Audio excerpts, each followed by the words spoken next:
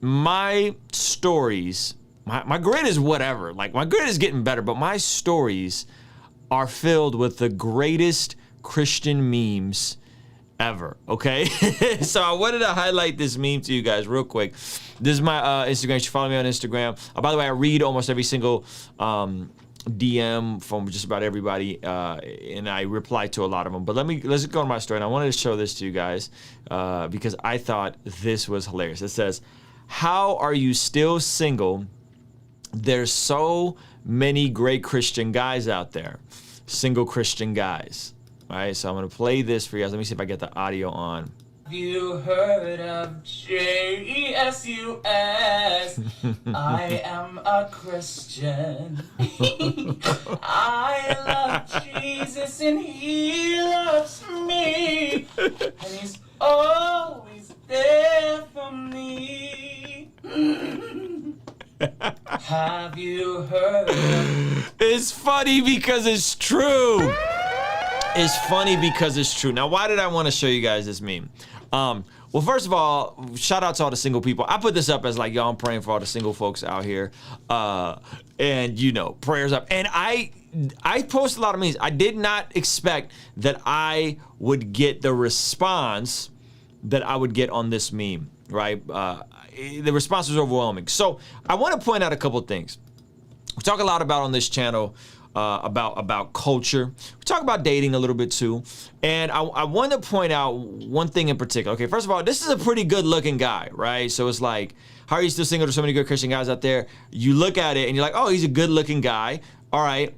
And then he's this guy, right? I love Jesus and he loves me. And he's always there for me.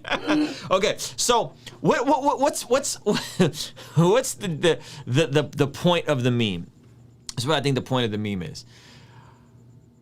When I came to faith, I retained a degree of cultural autonomy, meaning that there is definitely a Christian subculture that people plug into, that people immerse themselves in, with its own language, with its own style of dress, with its own style of music, right? You guys familiar with Christianese? I mean, even down to the degree, and I'm not trying to be offensive here, but even down to the degree of the mannerisms that certain men and women start speaking with, the way they use their hands, the facial expressions, the jokes, right?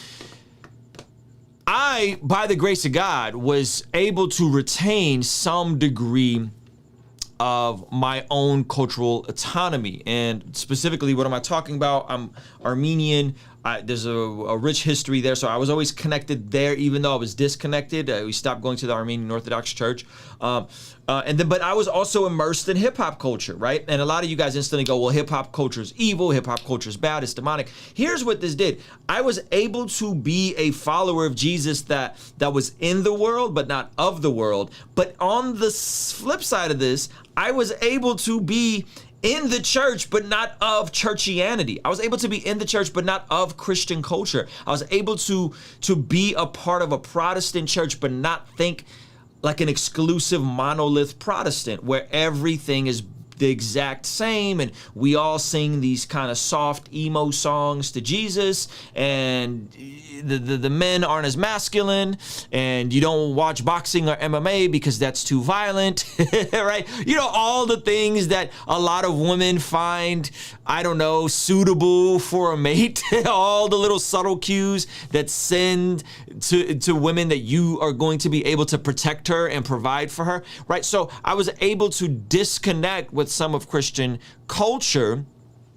I never owned a C28 t-shirt, right? I never wore the big Christian t-shirts with the Bible verse. Well, no, I wore a couple Christian t-shirts, okay, but I didn't go that deep on it. And so I think what happens is, and this is a greater debate, is I think there's this debate that once you come to faith in Jesus, you have to also come to faith in Christian culture, in churchianity, and you have to remove yourself and remove anything you are outside of the church. Now, as a joke in terms of dating, this is what you get. You get this. You get someone that, oh, this is a pretty good looking guy, but is a complete and utter nuisance to be around. Like, I'm not kicking it with this guy. I don't want to hang out with this guy. I don't want to play ball with this guy. I don't want to go lift with this guy.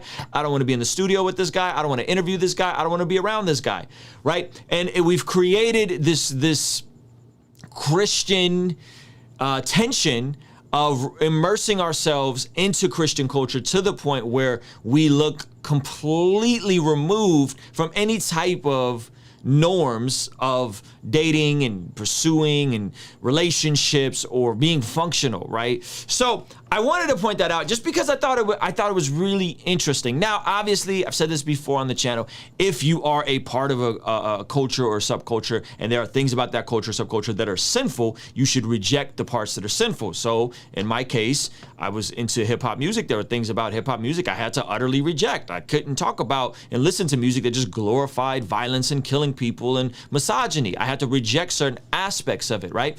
But the genre of music, the style of dress, which by the way, all subsequently came back. Like the way I dressed in 2001 is literally the way every other teenager is dressing right now. It's really bizarre. Like baggy pants are back and right, Air Force Ones and all the same stuff was on. So I didn't disconnect from my community and the people that I was around, basketball, all these different things. And though I think a lot of people feel this false dichotomy, this pressure to disconnect from who you are outside of Jesus. And again, if who you are is sinful, you need to repent and reject those things. So the let's remove ourselves, let's protect ourselves from the world is cool until you run into this guy.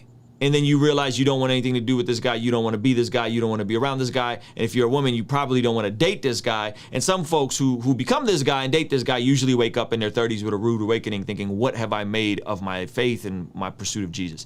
So those are my thoughts on this. I want to hear from you guys in terms of what you guys think about this topic. Kingstream Entertainment. Ruslan. Hey, thank you so much for making it to the end of this video. If you found it valuable, please consider giving it a like and subscribing. You can check out one of the other videos related to this that'll be over here. Now, I gotta tell you about a free training I have for anyone that is an entrepreneur, a creative, an artist, but maybe you are unsure on how to find your voice, how to find your niche. I have a free training in the description of this video. Check it out. Once again, thank you so much for watching. I appreciate you, and I will see you on the next video.